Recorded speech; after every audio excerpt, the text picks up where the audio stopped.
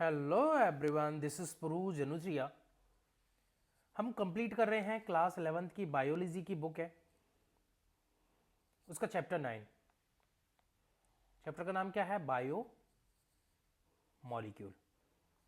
इसमें हम एंजाइम तक चर्चा कर चुके थे। अब हम चर्चा करेंगे, अगला टॉपिक है रासायनिक क्रियाएं या अभिक्रियाएं। अगला टॉपिक क्या है आज का? रासायनिक अभिक्रियाएं। तो चलिए स्टार्ट करते हैं। एंजाइम क्या होते हैं? हमने इसके बारे में देखा कि प्रोटीन के बने होते हैं, है ना, मोस्टली एंजाइम्स जो होते हैं। इससे पहले यह समझ लेना आवश्यक है कि रासायनिक अभिक्रिया क्या होती है। मुझे नहीं लगता इसको बताने की जरूरत है। रासायनिक यौगिकों में दो तरह के परिवर्तन होते हैं। पहला कैसा होता है? भौतिक परिवर्तन, जिसमें बिना बंध के टूटे हुए यौगिक के आकार में परिवर्तन। कैसे होता है? पानी है, पानी जैसे हमने इसको ठंडा किया तो क्या करेगा? ये बर्फ बन जाएगा, है ना। एक मिनिमम टेम्परेचर कौन सा? 0 डिग्री सेंटीग्रेड या सेल्सियस पर क्या बन जाएगा? ये बर्फ। तो ये भौतिक परिवर्तन है, ये रासायनिक परिवर्तन नहीं है ना। ये क्या कर रहा है? रासायनिक यौगिकों में दो तरह के परिवर्तन, है ना। रासायनिक यौगिक तो एक ही भाई, H2 रासायनिक यौगिक ही है ना। दो हाइड्रोजन अणु एक ऑक्सीजन के मॉलिक्यूल से मिलकर के या एटम से मिलकर के बना हुआ। क्लियर है? अन्य भौतिक प्रक्रिया में द्रव्य की अवस्था में परिवर्तन होता है, जैसे कि बर्फ का पिघलकर पानी में परिवर्तित होना या पानी का वाष्प में बदलना। ठीक है, जो भी। ये कैसी है? भौतिक प्रक्रिया। भौतिक प्रक्रिया कौन सी होती है? जो कि द्वारा से उसी अवस्था में आ सकती है, रिवर्सिबल हो सकती है। हम पानी को ठंडा करके बर्फ बना दिए, बर्फ को गर्म करके पानी बना लेंगे, पानी को और गर्म करेंगे, वाष्प बना लेंगे, वाष्प को ठंडा करेंगे, पानी बना लेंगे, पानी को ठंडा करेंगे, बर्फ बना लेंगे। इंटरचेंजेबल है ये।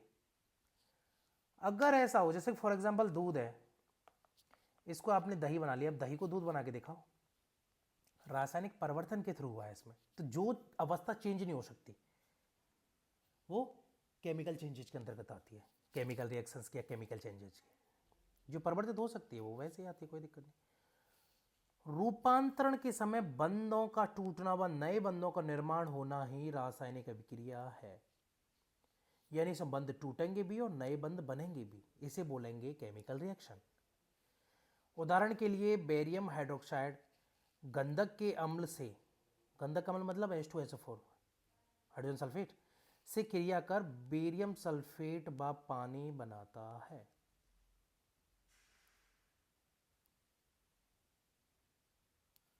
क्लियर है? BaOH का होल ट्वाइस प्लस H2SO4 क्या बनेगा? BaSO4 और H2O इधर, तो 2H2O बन गया और BaSO4। ये केमिकल चेंजेस हो गया। यह एक अकार्बनिक रासायनिक अभिक्रिया है। भाई अकार्बनिक का मतलब जो कार्बन या कार्बन से बने वो नहीं है ना। अकार्बनिक की एक वो होती है ना कि किस तरीके का कार्बनिक होगा, कार्बन हाइड्रोजन की चेन से ही तो बनते हैं। ठीक इसी प्रकार टॉर्च का जल अपघटन द्वारा, टार्च, अरे स्टार्च, भाई साहब ये हिंदी भी गजब है। स्टार्च का जल अपघटन द्वारा ग्लूकोज में बदलना एक कार्बनिक रासायनिक अभिक्रिया है। भाई स्टार्च तो जो है वो कार्बनिक यौगिक है ना, वो टूट करके क्या बना रहा है? ग्लूकोज बना रहा है। दोनों कार्बोहाइड्रेट हैं, हालांकि स्टार्च भी कार्बोहाइड्रेट है और ग्लूकोज भी कार्बोहाइड्रेट है।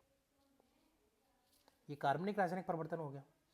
भौतिक या रासायनिक अभिक्रिया की दर का सीधा संबंध इकाई समय में बनने वाले उत्पाद से होता है।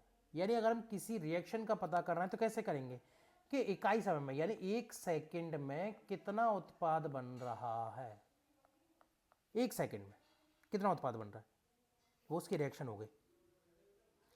इससे इस प्रकार प्रदर्शित कर सकते हैं। कैसे? दर को कैसे प्रदर्शित करेंगे? प्रोडक्ट कितना बन रहा है और कितने समय में। तो डेल्टा पी भाई डेल्टा टी। क्लियर है? यदि दिशा निर्धारित हो तो इस दर को वेग भी कहते हैं। यानी अगर हमें डायरेक्शन पता चल जाए, भाई डायरेक्शन के लिए वो जरूरी है ना, सॉरी, हाँ डायरेक्शन के लिए, अरे क्या बोल रहे हैं, अगर डायरेक्शन होगी, सदिश राशि होगी ना, ये क्या होगी? चाल बोल सकते हैं इसको, है ना। पहले क्या चाल, लेकिन रिएक्शन के केस में क्या होता है? वेग ही बोलते हैं। अरे फिजिक्स में आपने पढ़ा होगा ना, चाल क्या होता है, कोई दिशा डिसाइड नहीं होती, किधर भी भाग रहा है, कोई मतलब नहीं। वेग का मतलब एक पर्टिकुलर दिशा में भाग रहा है, सदिश राशि है ना वेग, वेक्टर क्वांटिटी है। भौतिक व रासायनिक प्रक्रियाओं की दर अन्य कारकों के साथ साथ तापक्रम द्वारा प्रभावित होती है। भाई भौतिक और जो रासायनिक परिवर्तन होते हैं उसमें बहुत सारे कारक होते हैं, लेकिन उसके साथ साथ टेम्परेचर भी होता है। बहुत सारी चीज़ें जो रूम टेम्परेचर पे जो है वो लिक्विड फॉर्म में होती है, बहुत सारी चीज़ें जो रूम टेम्परेचर पे ठोस फॉर्म में होती हैं। एक सर्वमान्य नियम के अनुसार प्रत्येक 10 डिग्री सेंटीग्रेड तापमान के बढ़ने या घटने पर अभिक्रिया की दर क्रमशः दुगुणित या आधी हो जाती है। यानी क्या कहना चाह रहा है कि कोई भी रिएक्शन है, अगर हमने उसका 10 डिग्री टेम्परेचर बढ़ाया तो उसकी अभिक्रिया दर दुगनी, 10 डिग्री टेम्परेचर अगर हमने कम किया तो उसकी अभिक्रिया दर आधी हो जाती है। एक लिमिट तक ही होती है, फिर डिनेचर्ड हो जाए वो अलग बात है, फिर अब कुछ नहीं हो रहा, अब तो पिघल गया, टूट गया, बिखर गया, ये वो एक्सेट्रा, है ना। जो बायोलॉजिकल जो होते हैं उस केस में, क्लियर है।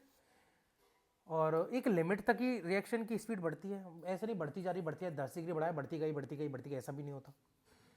उत्प्रेरित अभिक्रियाएं अनुत्प्रेरित अभिक्रियाओं के बीच उच्च दर से संपन्न होती हैं। ऑब्वियसली उत्प्रेरक क्या होते हैं, उनको स्पेस दे देते हैं रिएक्शन करने के लिए, ज्यादा स्पेस मिल जाता है, वो इस रिएक्शन को तेज कर देते हैं। क्लियर है। इसकी जो एनर्जी लेवल है उसको कम कर देंगे। जब किसी एंजाइम द्वारा उत्प्रेरित अभिक्रिया की दर बिना उत्प्रेरण के संपन्न होने वाली अभिक्रिया से बहुत अधिक होती है,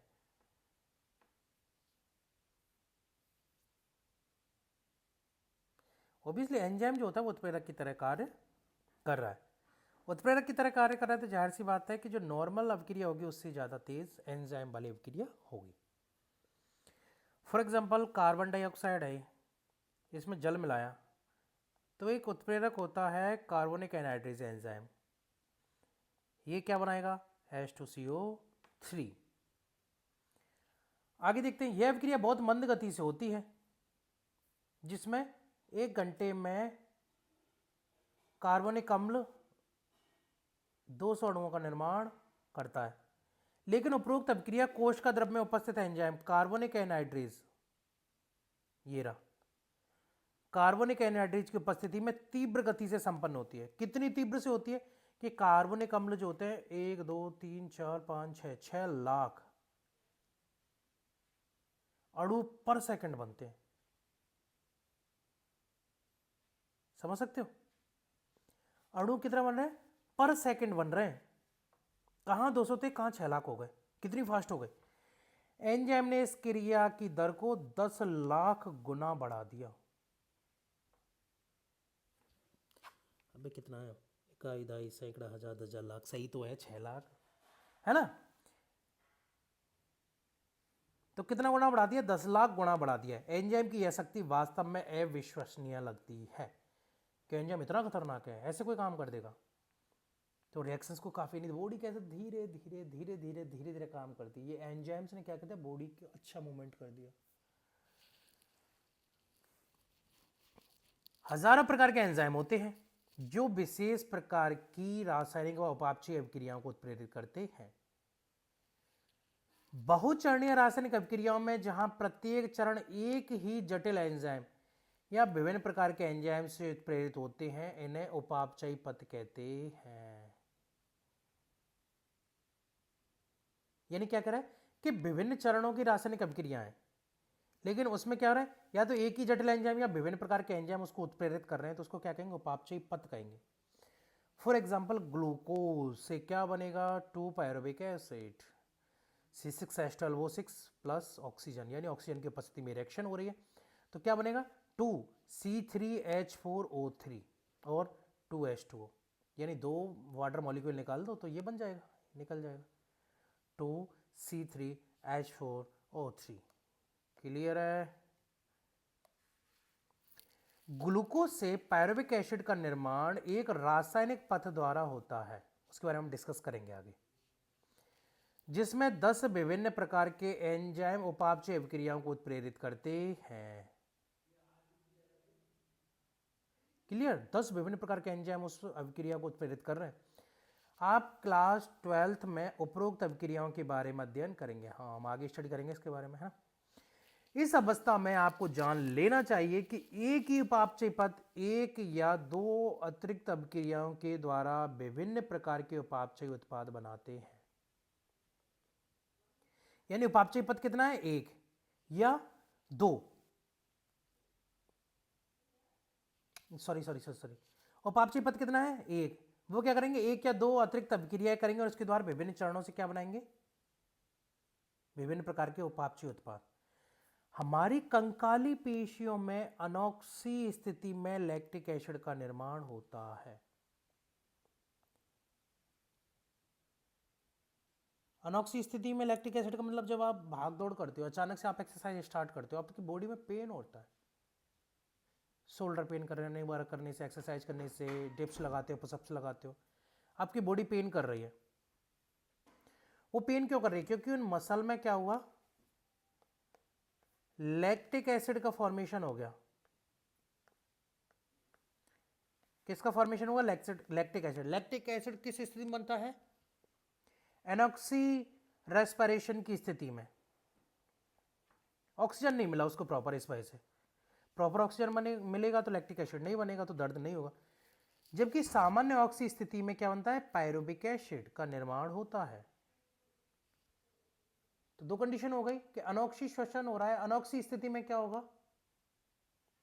लैक्टिक एसिड बनेगा। ऑक्सी स्थिति में क्या होगा? पायरुविक एसिड बनेगा।